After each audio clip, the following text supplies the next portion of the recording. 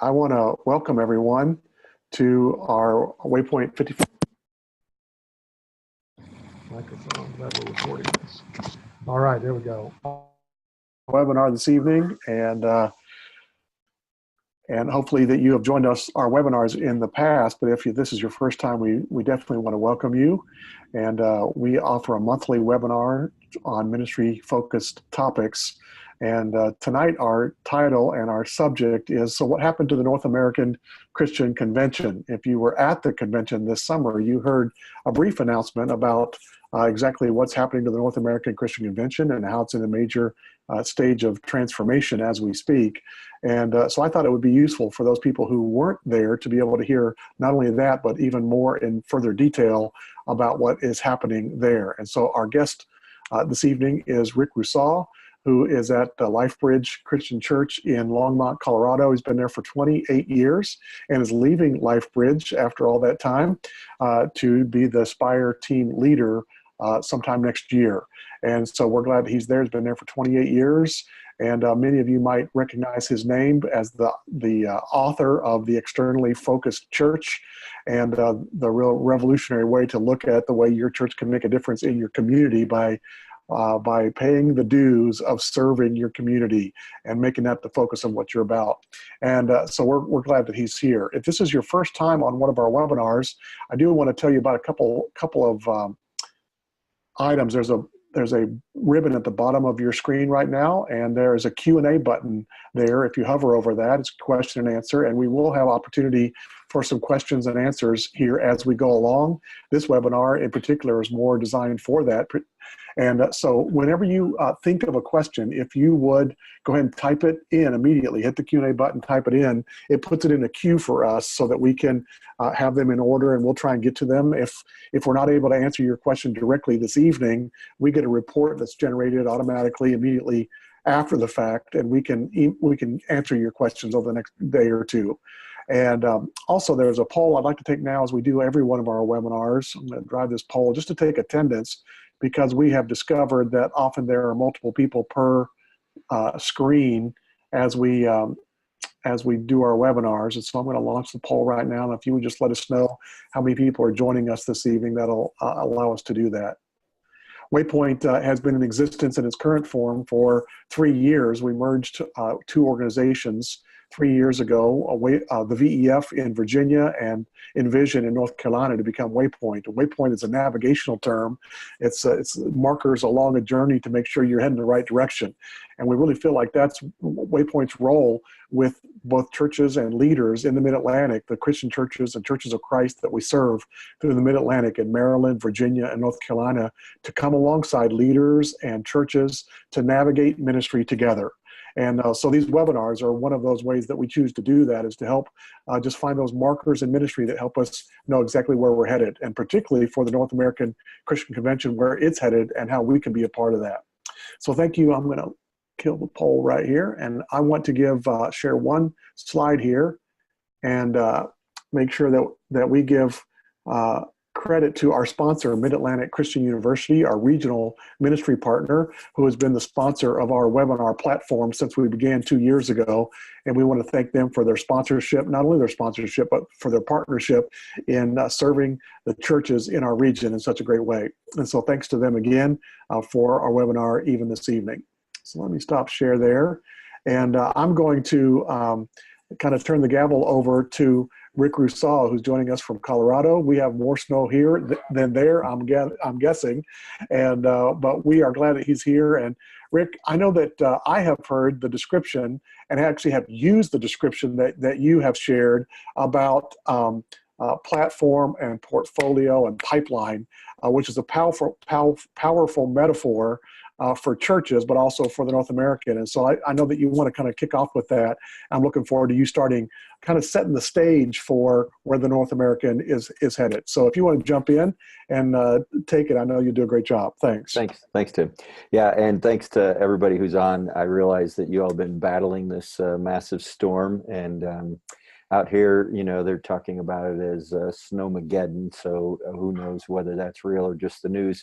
And I won't tell you that it was 52 here today. So, but Yeah, thanks for taking some time. So I was in a meeting, actually it was in London, and got invited to a lunch where a number of CEOs were sitting in. Some guys golf for a hobby, and those of you who know me know I've helped start some companies along the way, and one of those based in London, so this is why I was over there. And they had pulled together the CEO of some major companies, all names that you would recognize, and there was 15 of them. They invited me to sit in with them and listen, and then in a secondary meeting about 6 months after that, heard some similar stuff from some folks over on this side of the water about what's happening in business and disruptive business. And I'm always in that environment putting my hat on and saying, you know, how's that impact the church? What does that look like? And so 2 years ago, we started talking to our staff about some of this shift here in our ministry at LifeBridge, what some of these impacts might mean. And so let me just give you a quick overview. And I appreciate Tim's going to try to get a couple of things up here on the screen on SlideWise. But for a long time in the history of the world, we had business was a pipeline. A company produced a product, they shoved it down the pipeline, and the larger they could make the pipeline, or the more pipelines they could have, meant the bigger their company became. And then they said about 35 years ago, there was a shift, and the shift that came in the world at that point was around portfolio companies. So if you think in terms of Walmart was one of those early companies where you could buy everything at Walmart, and they didn't produce all those products, but they made them available in a lot of different ways and tried to become the one stop shop place. And then they talked about this disruptive company being platform companies. I'm going to come back to the platform thing in a second, but it got me thinking in the life of the church, we were, and still are in many places, we were content, we were pipeline producer. We produced content, we shoved it down the pipeline. We said to people, hey, come and get it. You can get it at this time during the week. Our service times are this, our small group studies are here. And if we could somehow build a bigger pipe, we could get more people involved. And then if you think about the birth of the whole mega church movement was about 35 years ago. And that's where we started offering more opportunities, a lot more front door kinds of ways in. I remember when I came to LifeBridge 28 years ago, I was 31. I was asking the question, hey, what can we do to help our church grow? How do we get people who don't go to church to come to church? And so like all similar things that all of you've done, we opened a bunch of side door stuff. And now you go to our large churches across the country, and you can, same as Walmart, you can buy grapes and gerbils, you know, at both places. And that there's a move, there's a shift going on today. I tell this story about being over at Lake of the Ozarks vacationing. We had our two oldest granddaughters with us, who at the time were 5 and 7. So this was 2 years ago. And we were sitting on the back deck, and my granddaughter Addie said, hey, Papa, I want to watch a movie. And so she got my iPad, she punched in my code, she went on Amazon, she downloaded a Disney movie. And in rural Ozarks, where we often had trouble getting cell signals, she was on our back deck watching a movie. And she was thinking, you know, this is how the world's always been. This is how it's always happened. Some of you on here, I'm guessing, are old enough to remember if you were going to watch The Wizard of Oz, the only time you could see it was the one time in late October, right before Halloween, that the NBC showed it. And then we went to videos and VHS and Beta, and the big argument between those two. And then every town had a little mom and pop video store, and those all got rolled up and became Blockbuster. They were all rolled up into a conglomerate. And then we went to Redbox, and today, you know, we have hundreds of ways that we can watch programming, a lot of different ways. And 4 years ago, Blockbuster filed bankruptcy in North America, and 6 months later, they closed all their North American outlets. And you can go through any town in the US today or Canada, and you can point out a place with the blue awning that used to be Blockbuster. And my fear for us in the church, with all the trends, all the stats, Every statistical way we measure church, the big C church in the U.S., if we're not careful, we're going to miss the curve. You know, what business was Blockbuster in? They were in the movie business. They were in providing it, and they missed the turn. They were still offering a model that worked, and then one day they woke up and it didn't work anymore.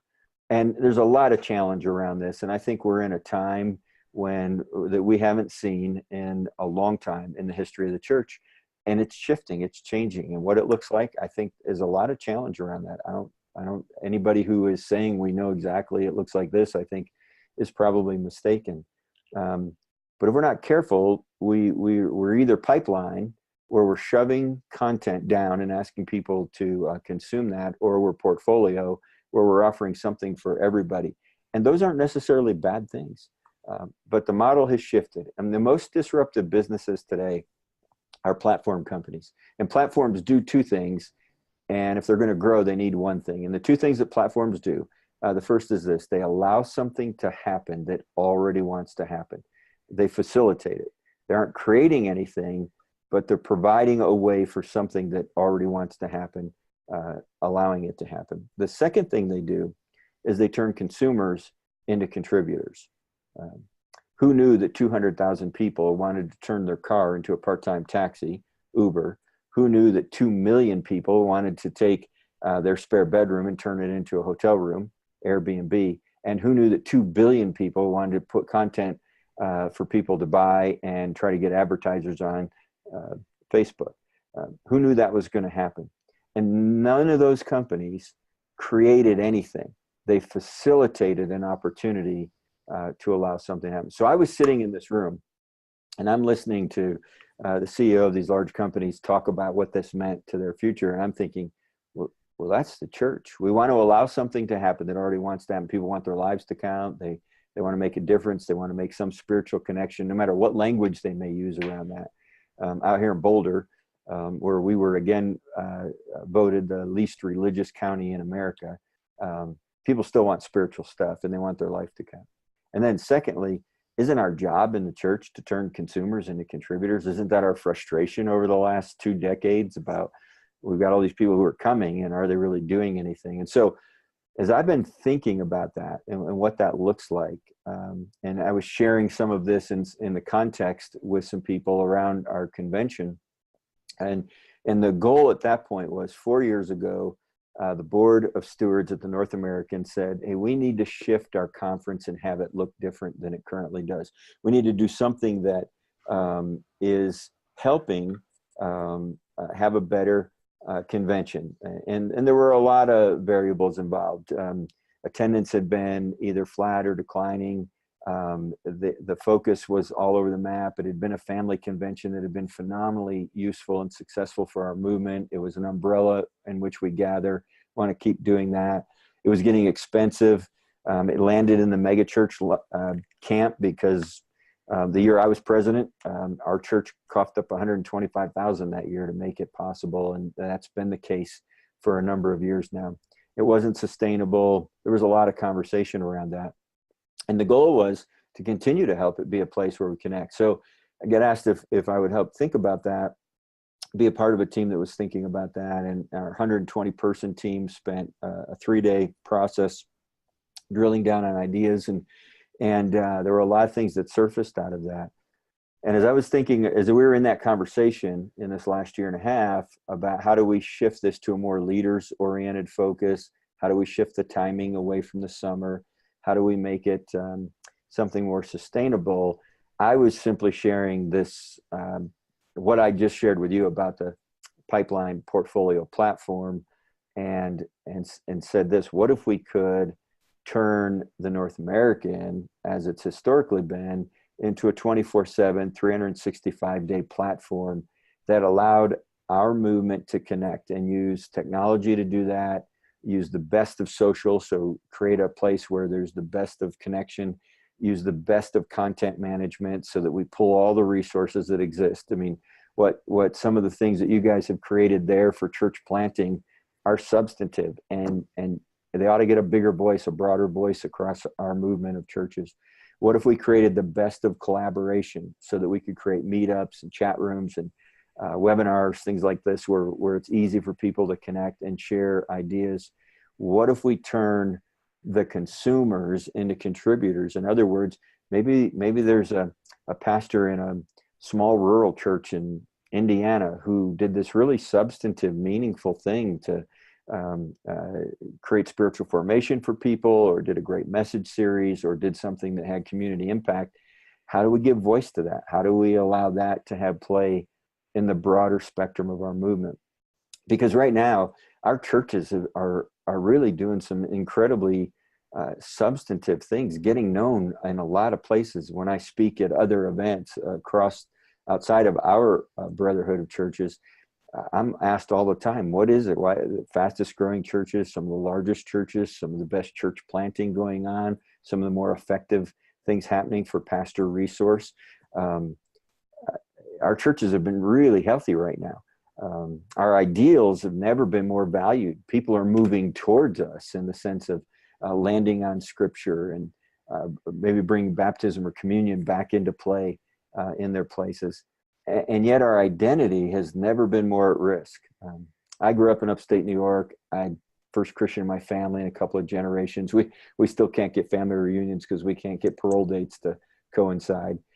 But for me, I love our movement, and we all have to pitch our tent somewhere. And I love what we stand for. I love who we are. I love the values we share. How do we take that? Because there are 80,000 other independent churches out there, and a lot of them are looking for a place to land. What if we could help our movement get back to what we started with, which is connecting other churches around the central theme of the authority of Scripture, Christian unity, a commitment to the Great Commission, and the Lordship of Jesus? What if we could get back to those ideals? And so that's what launched all of this. Was, let's not just fix a conference and try to make it simply more leader focused and maybe in a better time frame and deal with the challenges.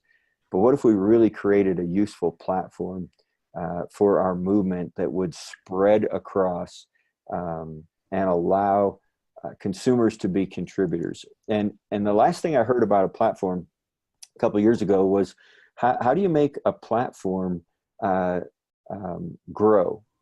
How does it scale? So scaling is what every business cares about. It's what every church ultimately cares about. How do we get more people engaged from our community? And if something's going to scale, it has to three things. There's three things about it. It has to be simple, has to be common, it has to be repeatable. And so we wanted to create a platform that was simple to use, created a common connection, and that we could invite our friends to jump in around that. Because our movement has, depending on whose numbers you look like, 6,500 to 8,000 churches. And there's about 35 to 40,000 what I would call ministry-hatted people. People who are doing ministry part-time, full-time, maybe a volunteer who's really leaning in.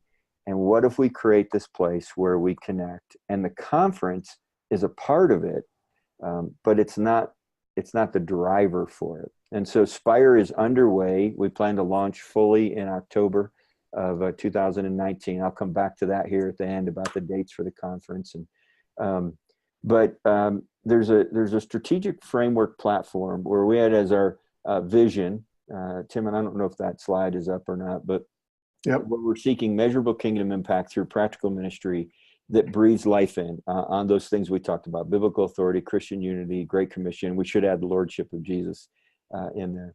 And the mission, this was all done 4 years ago when they were working around that, was to encourage and equip leaders who inspire a movement of healthy, growing churches.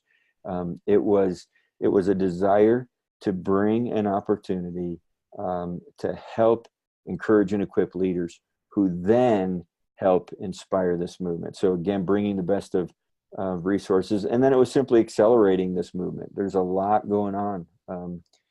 When I listen to Tim tell me the things that are happening out in your states, I'm like, okay, well, how come we don't know?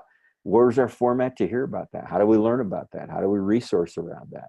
There's some very cool things you all are doing that are innovative and that ought to be shared. And so we just want to create a platform that allows that to happen, that that really kind of drives that forward in some ways. And so the intent is, how do we make that happen? So we pulled some young leaders together. So our target focus, and I want to be careful about this because people get nervous when you say, where's your target? But the target is around that young leader in their 30s. Because one, there's a lot of challenges for them. Two, they're the ones who have the long run in front of them. There's some days I'm really glad I'm not 30 again. And there's other days I wish I was, with some of the opportunities that are in front of us. But how do we focus towards them, but go across the breadth and depth of our movement and create connection and opportunity? And so when we met with this young leaders, I was blown away. These were all 20 and 30 somethings. And we just asked them what they wanted, what they saw, how did they see our, the restoration movement, if we use that term, our tribe, let me just use that term. And I was encouraged. They all wanted a better sense of connection than what we had. I thought they were leaving, and the truth is they actually want to be better connected. They wanted help with mentoring. They wanted someone speaking into their lives about leadership and where's the church going and how do you deal with the 100 million issues we deal with, from conflict management to resourcing to spiritual formation to preparing messages, all of those things. They wanted help connecting with their teams, whether those were volunteer teams or paid teams or combination. How does the church grow? Where the big deal issue was, and this is proved out in every stat out there, was I'll put it under the umbrella of pastor health. What are we doing for our marriages and for our families? Ministry is it's a difficult vocation. There's a lot of challenge around it, and the dropout rate is huge. The inbound rate, if the number of people coming into ministry is declining. The average age of pastors has grown by 10 years in the last 10 years. So what the average age was 45, now it's 55, which only means there are less younger people coming into ministry. What if we could create a way that helped that? One of the ideas that we've been kicking around is our kids go to camps and conferences, and particularly like CIY. What if every kid who made a decision at CIY, like many of you did, who are vocationally in ministry, that I want to be a kingdom worker? That's a language CIY uses. A lot of our camps are using that language. What if every kid got? We said, hey, here's a free connection in the Spire. And we're going to have some meetups, online meetups, and you're going to get to hear from Tim Cole and hear how he heard God's call in his life and the difference that made, what he did as a high schooler around that. What if every freshman in our colleges, so Mid-Atlantic and all of our schools, Ozark, Johnson, Hope, what if every one of those freshmen get a free account with Spire, and they have opportunities to hear from some of our best leaders out there, young and old? What if we're giving voice to this broader sense of connection than we've ever had in the past? So not a 3-day event any longer where we meet. And the best part of every North American from my chair, I always got inspiration. I got new ideas. I was encouraged. I heard good stuff. But it was some of the hallway conversations or lunch or dinner conversations that occurred with people that spoke life into me and brought encouragement. What if we could provide a way for that to do? So you could connect by a lot of different ways, maybe the size or the geography of our churches, or by a channel. I'm a youth pastor or a worship pastor, or by a topic. I'm interested in knowing how to deal with cultural issues and speak biblical truth into those issues. There are a lot of ways that we can create this connection. And so some of that is really using the best of technology that exists out there. And our younger leaders they weren't wanting to disconnect. They were wanting better connection. I was really encouraged by what I heard there.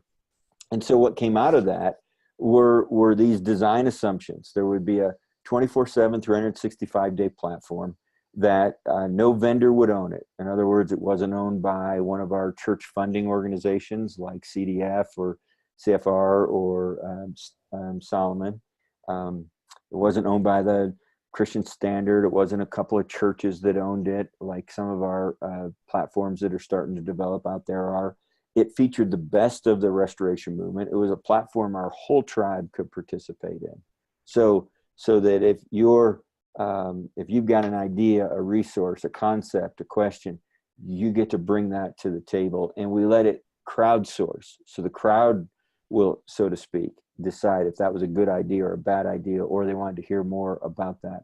I'm thinking back to the days when, what's driven me in ministry have been some questions. So I think I shared at the beginning, one of the first questions I had when I arrived here in 91 was, how do we get people that don't go to church to come to church? And after our church started growing, and I started asking the question, hey, what would happen if our church disappeared? Would anybody care? Would it matter? That led to our community engagement, which then led to a question of what would happen if we decided to try to be the best church for our community, not the best church in our community. That shifted how we thought about ministry and what we were doing, moved us away from being so weekend centric.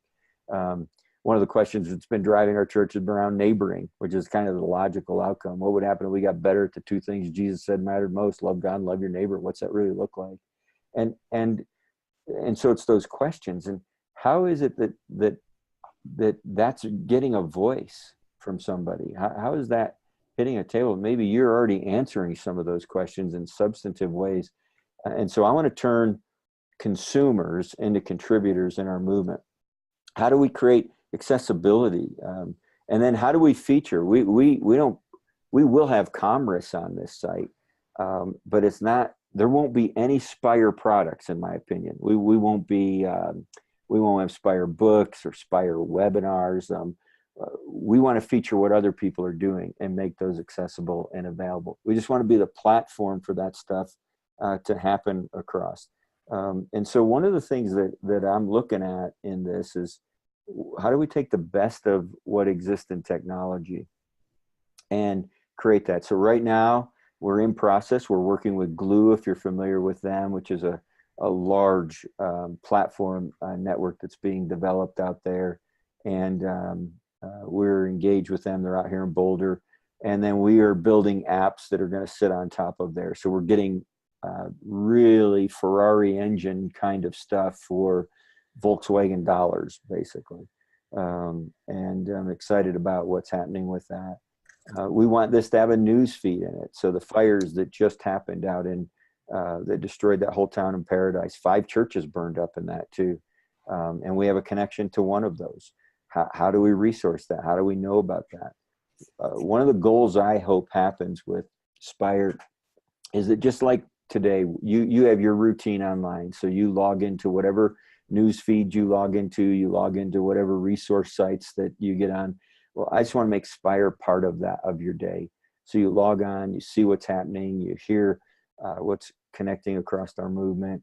And there's opportunity for you to either get great content or find collaboration with peers, or an opportunity to contribute content. And so that's kind of the big picture focused around that. So I think one of the slides talks about the Spire platform is going to focus on those things I just talked about that fit in there. So an innovation center, emergency response networking. But this next page, this next slide is the one that I hope comes out of this for Spire. When I want access to great podcasts, I go to Spire. When I want best leadership, I go to Spire. Resources, I go to Spire. New ideas, it's Spire. A great conference, I go to Spire. Spire will also have a conference piece built into it, which will be what we're doing when we gather in October, in a couple of, at the end of October 8 and 9, 10 in Orlando in 2019.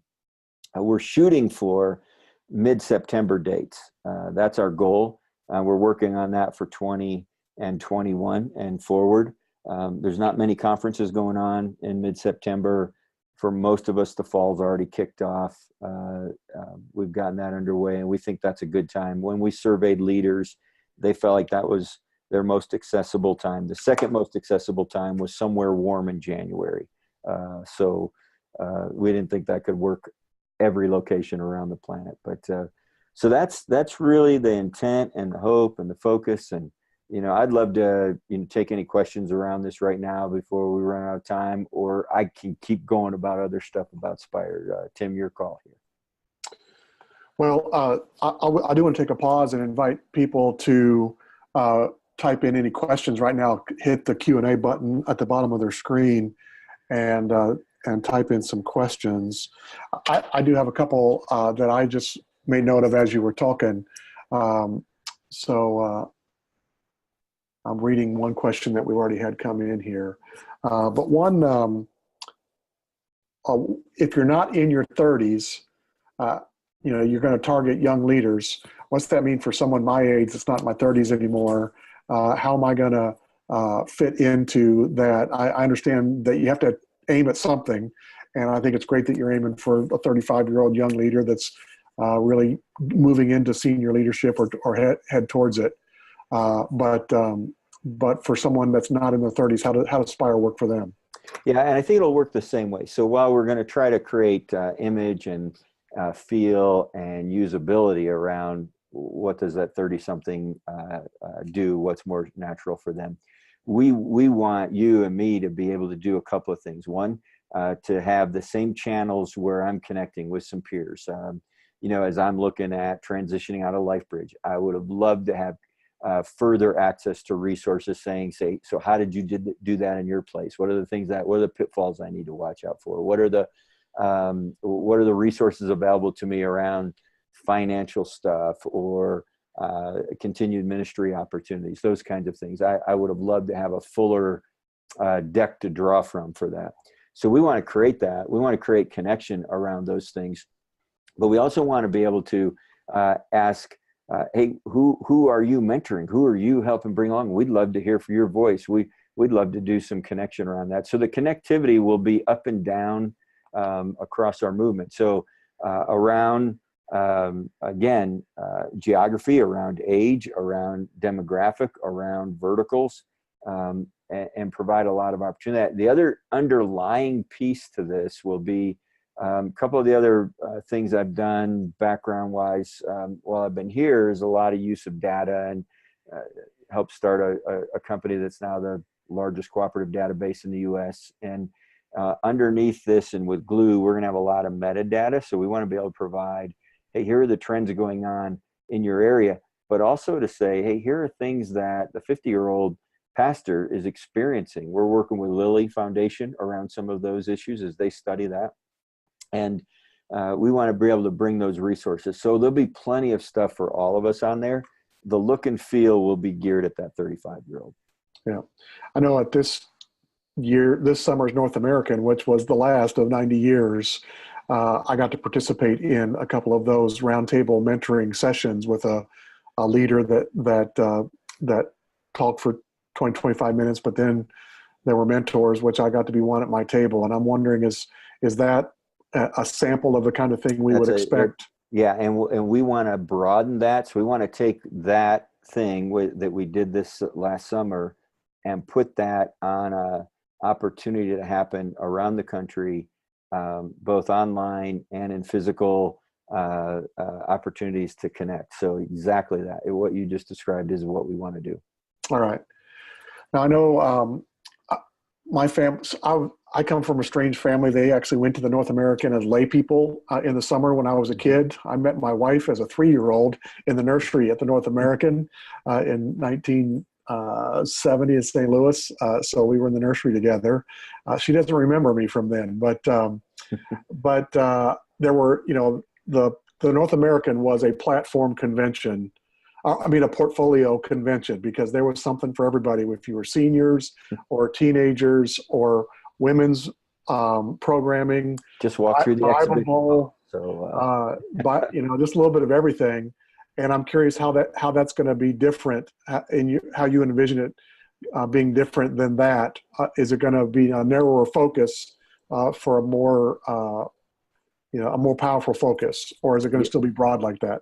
No, it really will be focused at ministry leaders. So not just simply vocational, but really geared at vocational ministry people.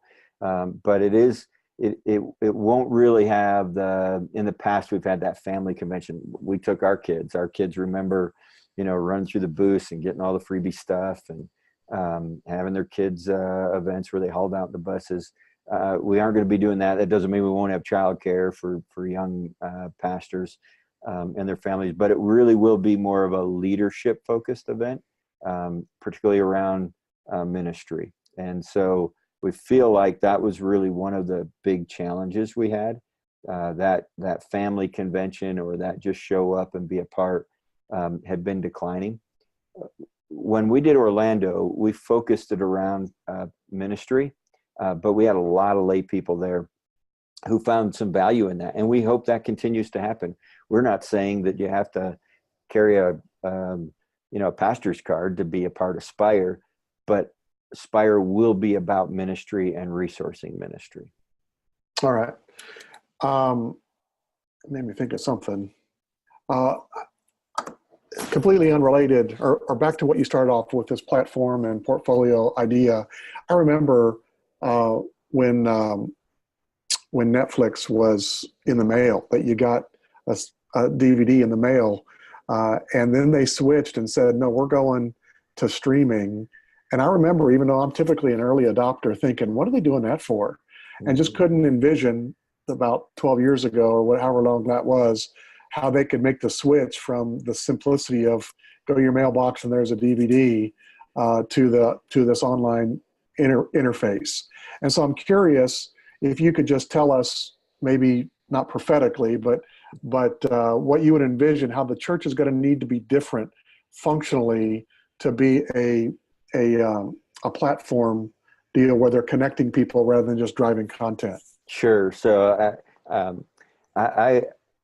we've been thinking about this and working on this, and have absolutely zero solutions really around it, and have failed at a couple of things. But I do think the shift will be this. So let me set it up this way. We know the trends are going this direction. People are attending church less than they've attended in the past, and the numbers have gone from, if we go from the late 80s and 90s, the average committed person came to the church 3 out of 4 weekends. As we got into the zeros and mid 2000s, it shifted down to 2.5 times. It went from 2.5 to 2.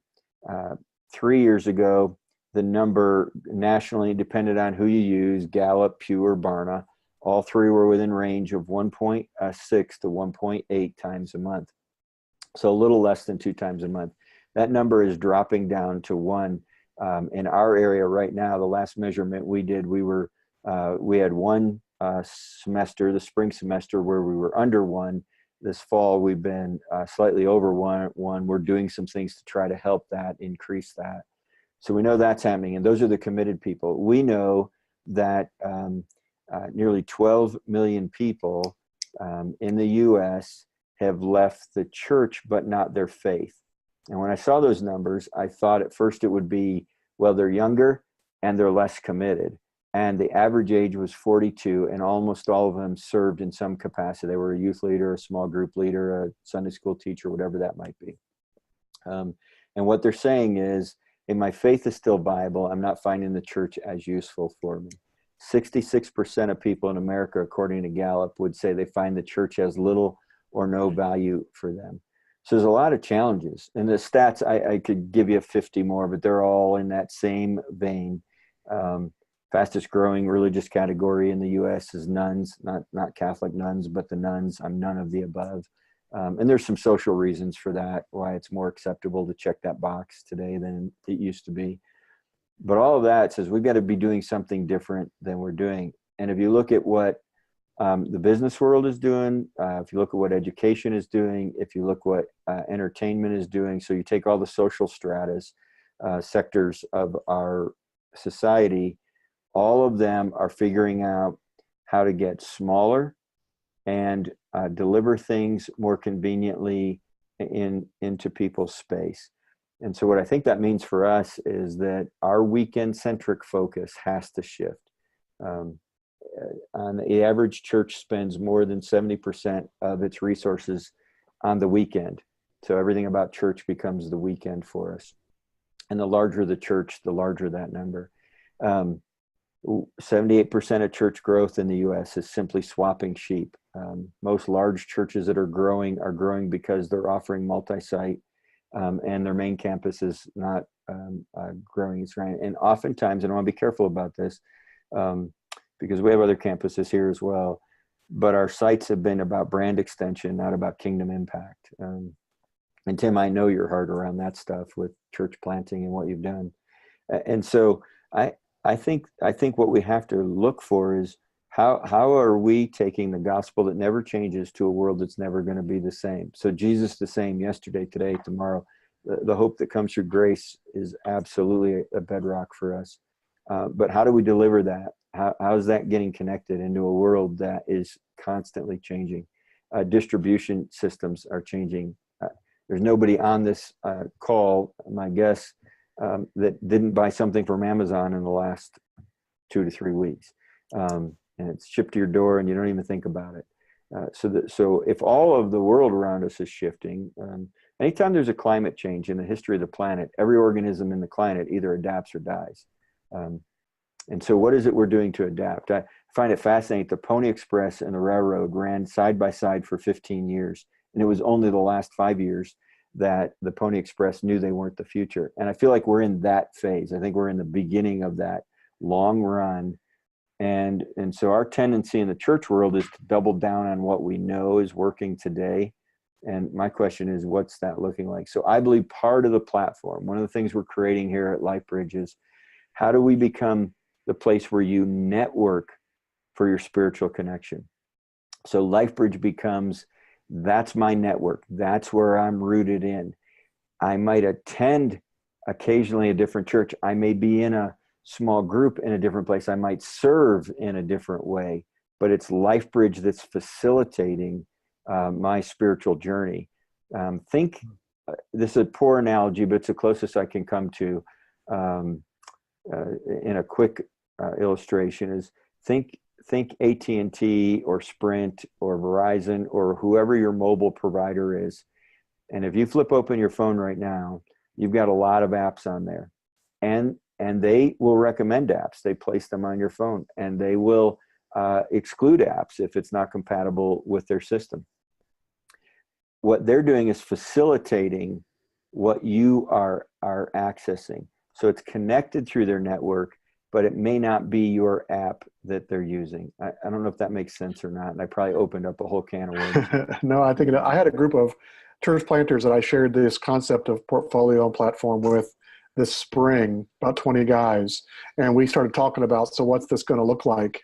And they were all over it. And it became the narrative for the rest of our retreat together was just a new idea, one after another. And I think part of that is the younger pastor is not thinking about to create something new in their church that already exists. Where that's what I've been about my whole ministry is if you've got a sports ministry, we're going to have a sports ministry. And if you've got if you've got an adoption agency, we're going to start one in our church.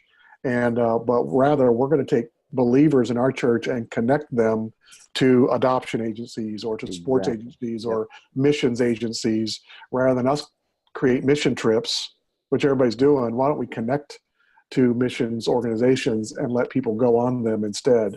And so I think the wheels are turning in people's minds about how we're going to adapt. And I think this is indicative of that Spire is trying to figure that out right along with us, because hopefully we don't go the way of the Pony Express and it's just legend and lore from 200 years ago, however long ago, 150 years ago.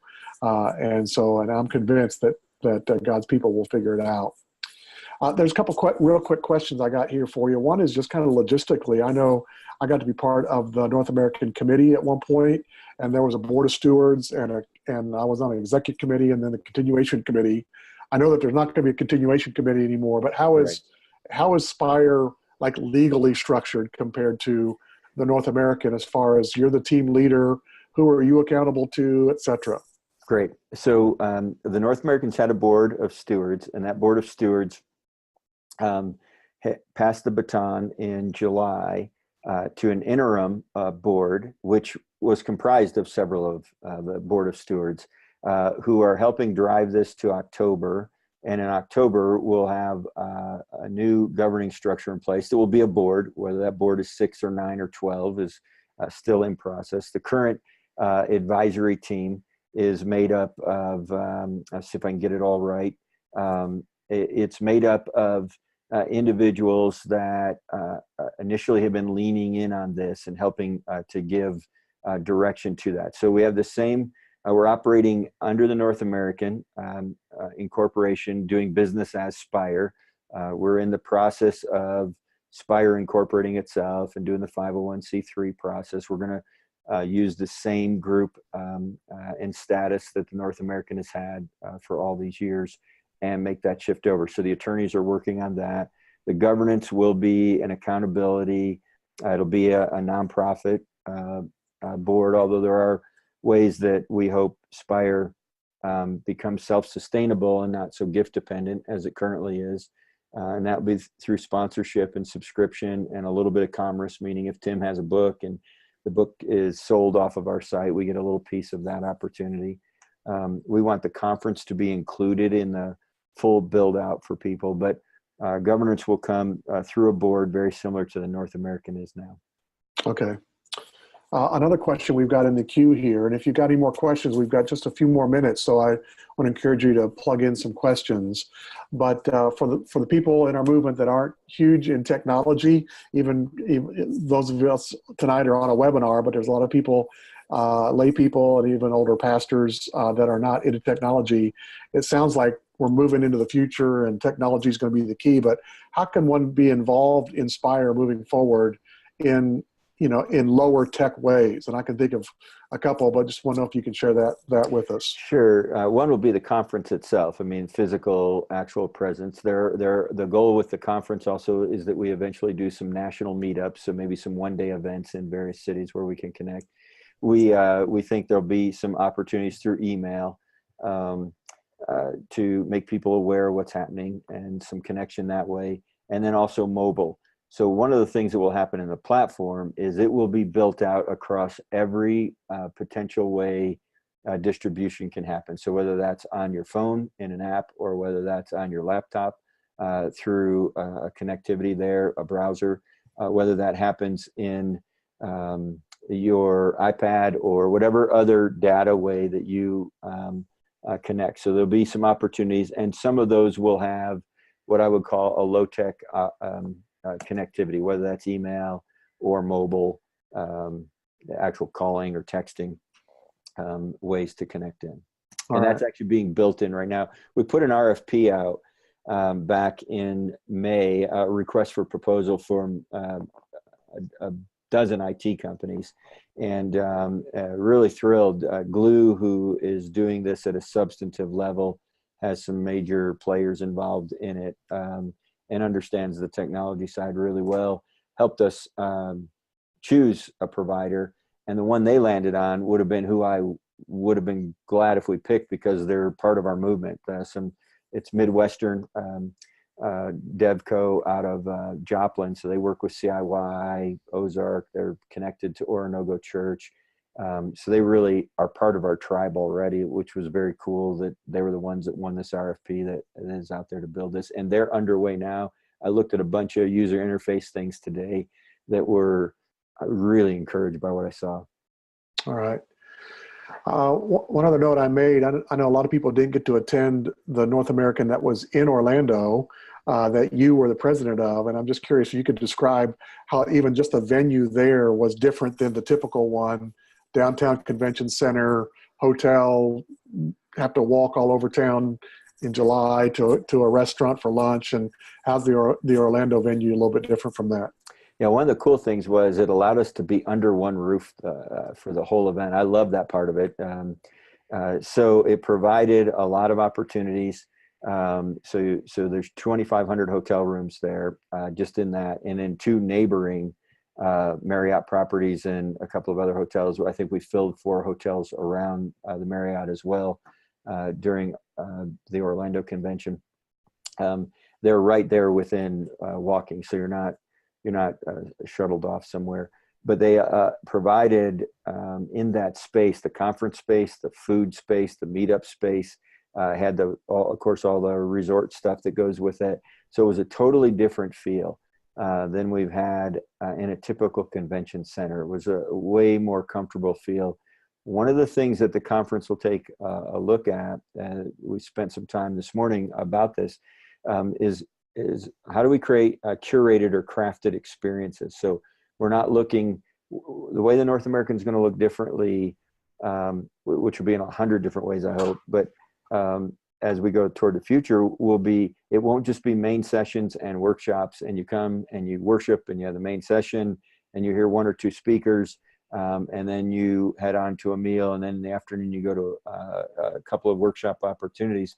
We'll have some tracks, we'll have some opportunities, we'll have some worship experiences, but we're also wanting to create a lot of space for you to connect, space for your teams.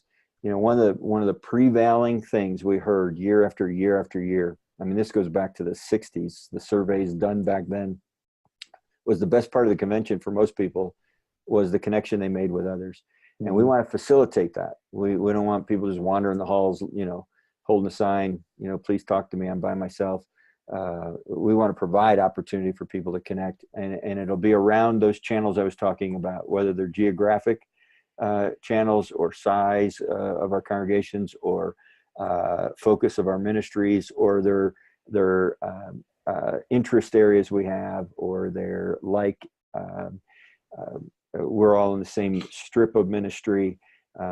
We want to provide a lot of different ways that happens, and provide room for that to happen. So what I loved about Orlando was the environment was way more fostering for that, friendly towards providing that. All right. Well, our time is just about up, and I want to thank you, Rick, for taking the time to share with us tonight. I'm going to go and share these last couple of slides. For those of you who are with us tonight, want to tell you about our next couple of webinars coming up, and I'm looking forward to being in Orlando, October 8 through 10. Can you currently register, or has that been created where you can register for the conference yet? Yeah, it will be live in January. So in January, mid-January. So just a little bit ahead of that then. So our next couple of webinars, which are sponsored by Mid-Atlantic Christian University. Tim, you can go to spire.network and get on what is now just a simple web tool. There's some videos on there, there's some blogs on there, and you'll be the first to know about when registration. So go on and spire.network, and you can sign on for an account right now. Spire.network. All right. So our next couple of webinars, the one in January, is kind of self-care. And so it's called Ministry Fit. And it's about getting in shape and being your best physically for the grueling year of ministry ahead. And then the one that we've got in, and that is on January 7. And then on February 11, is about first impressions, but the specific piece of first impressions from the street to the door, all that you can focus on even before people get into your building. And so that'll be 45 minutes. Dave Heilman's going to be leading that for us. And then I want to tell you in March what we'll be having as our annual Art of the Sermon on-site one day. One of them will be in Richmond on Tuesday the 12th, and then in Burlington, North Carolina on Wednesday the 13th of March. Carl Kuhl from Mosaic Christian Church in Baltimore will be speaking to us about, every year we bring in someone that just tells us about how they preach, how they've developed their preaching over time, and how we can learn from that. And so hopefully, and you can register online at the Waypoint website on the events tab of Waypoint Church Partners website right now if you'd like to. We hope to see you there. It's our biggest event of the year. We'll have 120 or so pastors that will come to one of those two events. We may even be adding a third one at the same week as well, so stay tuned for that. But we're glad that you joined us tonight.